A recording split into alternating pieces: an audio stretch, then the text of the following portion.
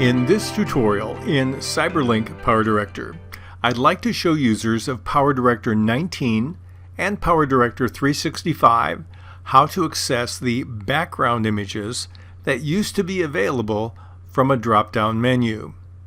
Prior to PowerDirector 19, you had a menu up here in the media room where you could click and find background images.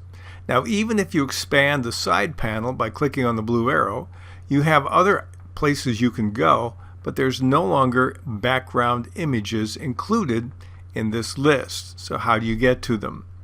We're going to have to import them as a file. Now you can do that one of three ways. You can click on the file menu at the top, you can choose import, and then you can select media files. Or another way you can do that is you can right click in the media room and choose import media files. But the quickest way is holding the Control key down and pressing the Q key, and that will open up that same location. Now it goes to the default area or the last area that you went to look for files.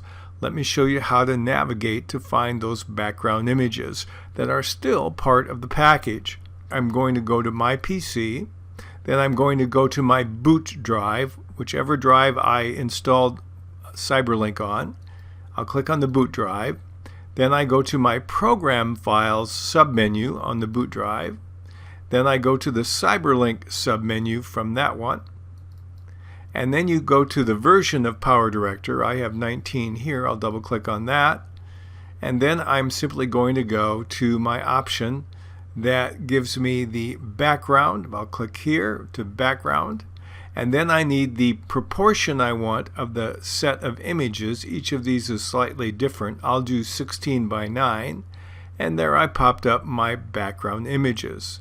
So I can take any of these that are default or any that I've added on my own and simply highlight one or more files and click on Open in the lower right corner. And now I pulled those images into my project. Now, if you don't want to do this, you can go to the same location in CyberLink PowerDirector, copy the files to a place where you normally do downloads, and just use them in the future that way.